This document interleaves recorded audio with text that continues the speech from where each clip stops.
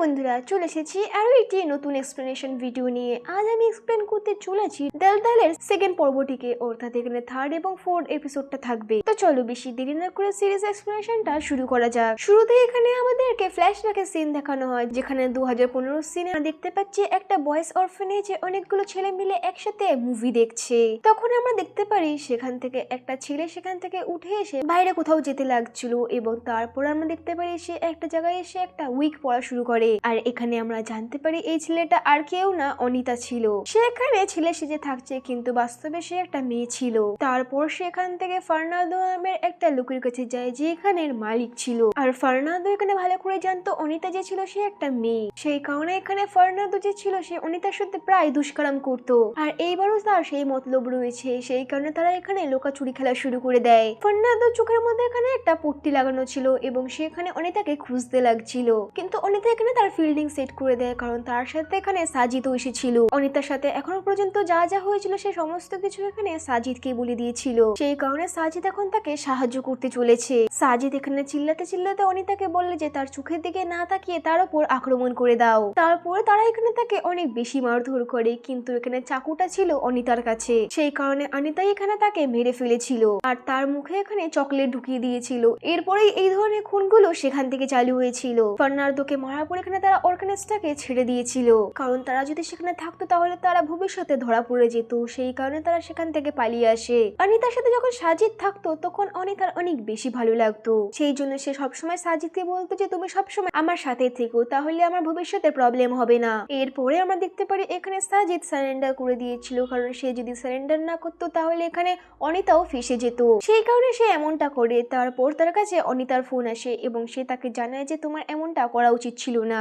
আমরা যদি একসাথে থাকতাম তাহলে হয়তো এই প্রবলেমটাকে আমরা সলভ করতে পারতাম। তারপর এখানে এটা বলে এখানে অনিতা কান্না করতে শুরু করে দেয় এবং তাকে বলে যে তুমি যখন জেল থেকে ছাড়া পাবে তখন আমি তোমার সাথে দেখা করতে আসবো, আর ততদিন ধরে আমি তোমার অপেক্ষা করব। এরপরে আমরা দেখতে পারি এখানে এরপর দিন থেকে সে তার কাকা এবং কাকির বাড়িতে থাকতে চলেছে। এরপর এখান থেকে কাহিনী প্রেজেন্টে চলে আসে, যেখানে আমরা দেখতে পেয়েছিলাম যে এখানে সাজিদ একটা ভাঙা নৌকার মধ্যে বসেছিল, আর তখন সেখানে অনিতাও ছিল, এবং আমরা বুঝতে পারি এরা এখানে প্রভাতকে মেরে ফেলে এসেছে। কিন্তু সাজিদ এখানে তাকে স্যার মনে করতো, সেই কারণে তার একটু খারাপ লাগছে। এরপরে অন্যদিকে আমরা দেখতে পারি এখানে আদিত্য তো ডিনারে পৌঁছে গেছিল, কিন্তু রীতা সেখানে এখনো যায়নি, সেই জন্য তার খারাপ লাগছিল। তারপর তার কাছে একটা কল আসে, যেখানে বলা হচ্ছিল যে আদিত্যর এখানে অ্যাক্সিডেন্ট হয়ে গেছে, কারণ সে মদ খেয়ে গাড়ি চালাচ্ছিল। আর এই অ্যাক্সিডেন্টটা হয়েছিল কারণ আদিত্য রীতাকে টাইম দিয়েছিল হোটেলে আসার জন্য, কিন্তু সেখানে সে আসেনি, এই জন্যই সে মদ পান করেছিল। এরপর এখান থেকে কাহিনী আবার ফ্ল্যাশব্যাকে যায়, যেখানে আমরা দেখতে পাচ্ছিলাম রীতা এবং আদিত্যের প্রথমবার দেখা এভাবেই হয়েছিল। তখন এখানে আদিত্য রীতার গাড়িটাকে ধাক্কা মেরে দিয়েছিল এবং সে সেই মুহূর্তেও খুব মদ খেয়েছিল। এখানে তাদের কথা হয়। তারপর এখানে রীতা জানতে পারে আদিত্য আসলে একজন ডক্টর, আর সে সেই সময় অনেক ভালো ভালো কথা বলছিল। এরপর এখানে প্রেজেন্ট টাইমে আমরা দেখতে পারি রীতা এখানে আদিত্যকে নিয়ে যাচ্ছিল, কিন্তু যাওয়ার সময় এখানে আদিত্য উল্টো পাল্টা কথা বকছিল।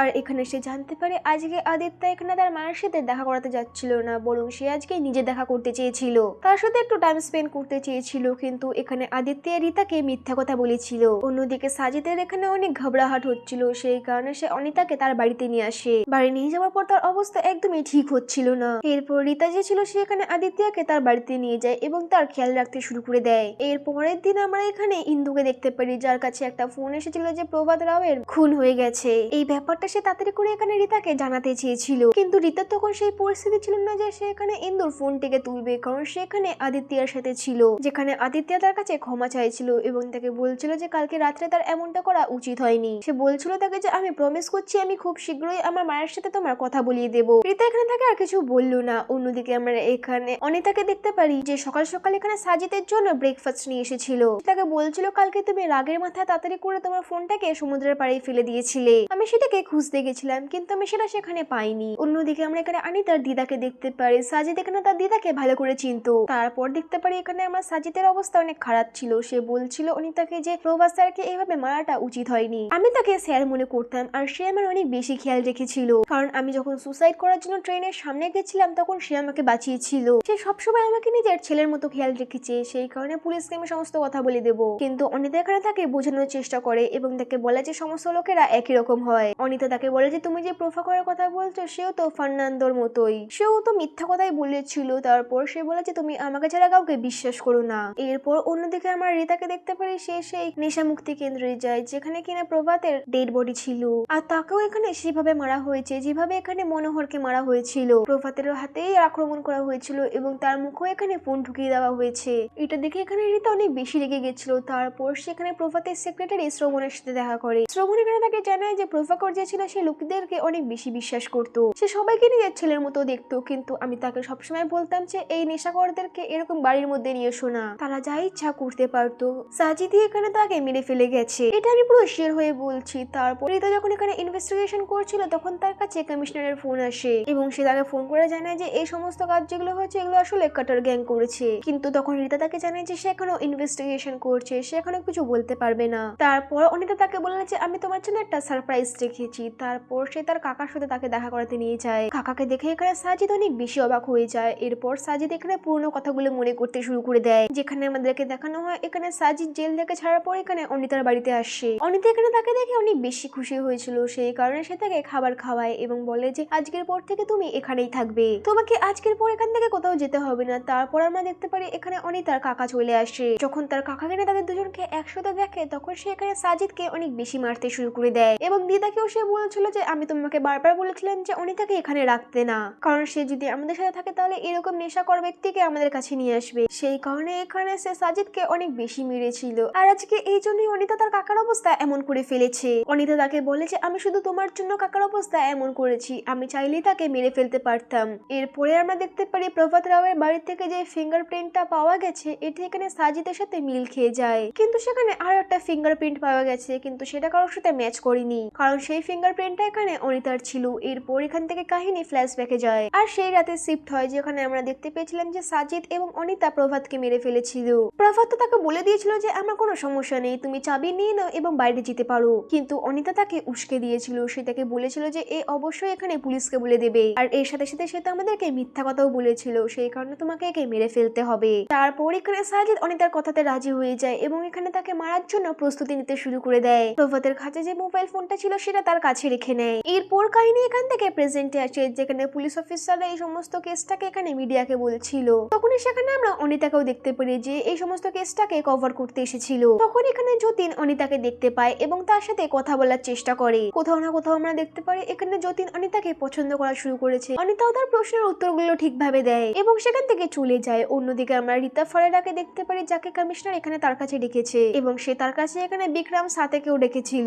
বিক্রম এখানে বলে যে এতদিন ধরে যে সমস্ত মার্ডারগুলো হয়েছে এগুলো কাট্টার গ্যাংরা করেছে, কারণ এই ব্যাপারে সে খুব ভালো করে জানতো। কিন্তু রিতার এমন মনে হতো না। সে তাকে বলল সে এখনো ইনভেস্টিগেশন চালিয়ে যাচ্ছে, তাকে বলে সে সমস্ত কিছু ছানবিন করার পরে তাকে উত্তর দিতে পারবে। কিন্তু কমিশনার স্যার এখানে বিক্রমকে বলে দেয় যে যাও তুমি সাজিদকে গিয়ে খোঁজো। এরপর রিতা এখানে ইউটিউবে একটা ভিডিও দেখছিল যেখানে নায়ক নামের একজন কাটার গ্যাং এর ব্যাপারে বলছিল। সে বলে যে 12 বছর আগে সে কাটার গ্যাংটাকে চালাতো এবং সেখানে সাজিদও এখানে তার ডান হাত ছিল। সে এখানে কাটার গ্যাং এর কথাটা এখানে মিডিয়াতে জানাচ্ছিল এবং সে মিডিয়াদের থেকে টাকা নিচ্ছিল। তারপর এখানে ইন্দু চলে আসে এবং রিতা তখন এখানে ইন্দুর উপর অনেক বেশি চিৎকার করছিল। সে তাকে বলছিল এই কেসটার উপর ইনভেস্টিগেশন আমরা করছি, সেই কারণে এর খবরগুলো আগে আমাদের কাছে আসা উচিত। তাহলে এই সমস্ত খবর আগে বিক্রমের কাছে কিভাবে পৌঁছালো? ইন্দু তার বাচ্চা ছেলেকে এখানে স্কুল থেকে আনতে যাওয়ার কথা ছিল, কিন্তু এখানে রিতা তাকে তার কাজ বলে দেয়, নায়কের কাছ থেকে ইনফরমেশন নিয়ে আসার জন্য বলে। তখনই এখানে রিতার কাছে আদিত্যের ফোন চলে আসে এবং সে তার কাছ থেকে ক্ষমা চায় এবং তার সাথে কথা বলার চেষ্টা করে, কিন্তু রিতা তখন তাকে জানায় যে হয়তো এখন সমস্ত কিছু শেষ হয়ে গেছে আর হয়তো আমাদেরকে এখানে এই রিলেশনশিপটাকে শেষ করে দেওয়া উচিত হবে। এরপর অনিতা যখন তার বাড়িতে পৌঁছায় তখন সে সেখানে গিয়ে সাজিদকে খুঁজে পাচ্ছিল না। সে তার বাড়ির পুরো কোনা কোনা খোঁজ করে কিন্তু সেখানে সাজিদ কোথাও ছিল না। এটা দেখে অনিতার অনেক বেশি ভয় লাগছিল, কারণ তার মনে হচ্ছিল যে যদি সাজিদ এখানে পুলিশের কাছে চলে যায় তাহলে অনেক বিপদ হয়ে যাবে। এরপর এখানে আমরা ইন্দুকে দেখতে পারি যে এখানে নায়কের কাছে গেছিল। এখানে নায়ক তাকে সমস্ত কিছু বলছিল।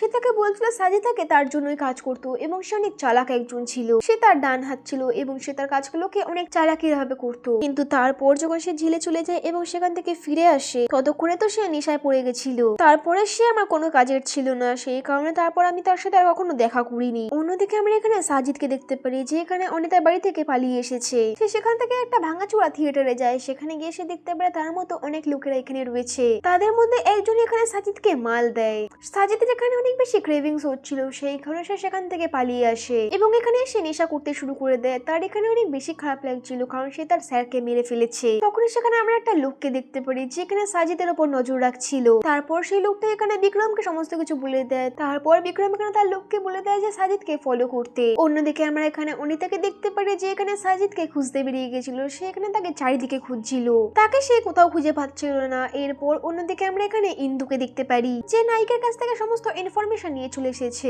অনেক রাত হয়ে গেছিল কিন্তু তার সত্ত্বেও এখানে সে সমস্ত ইনফরমেশন নিয়ে এসে রিতাকে জানায়। রিতা এখানে সমস্ত কথা শুনে এবং তাকে এখান থেকে চলে যেতে বলে। এরপর রিতা এখানে জানতে পারে অনেক রাত হয়ে গেছে কিন্তু তার সত্ত্বেও ইন্দুর ছেলে এই পুলিশ স্টেশনে বসে রয়েছে। তারপর রিতা এখানে জানতে পারে আসলে ইন্দুকে এখানে তার বাচ্চাকে এখানে স্কুল থেকে আনতে হতো, সেই সময় সে সেই কারণে রিতার কাছে এসেছিল। কিন্তু সেই সময় তো রিতা তার উপর অনেক বেশি চিৎকার করে দিয়েছিল, সেই কারণে রিতা তাকে জানায় যে এরপর ডাইরেক্টলি আমাকে বলে দেবে। এরপরে অন্যদিকে আমরা এখানে সাজিদকে দেখতে পারি যে একটা রেল ব্রিজের উপর দাঁড়িয়ে ছিল এবং সে সেখানে সুসাইড করতে যাচ্ছিল। তখনই ফেজাল এখানে বিক্রমকে ফোন করে, কিন্তু সাজিদ তো এখন কারো কথা শুনতে রাজি ছিল না, সে তো এখন সুসাইড করতে চাইছিল। তো এখানে সাজিদ সুসাইড করলো কিনা সেটা জানতে পারবো আমরা নেক্সট পার্টে। এর সাথে সাথে থার্ড এবং ফোর্থ এপিসোডটা এখানেই শেষ হয়ে যায়। সিরিজ এক্সপ্লেনেশনটা যদি ভালো লেগে থাকে তো ভিডিওটাকে একটি লাইক এবং চ্যানেলটিকে সাবস্ক্রাইব করে নেবেন। দেখা হচ্ছে নেক্সট কোনো এক্সপ্লেনেশন ভিডিওতে। ততদিনের জন্য ভালো থাকুন, সুস্থ থাকুন।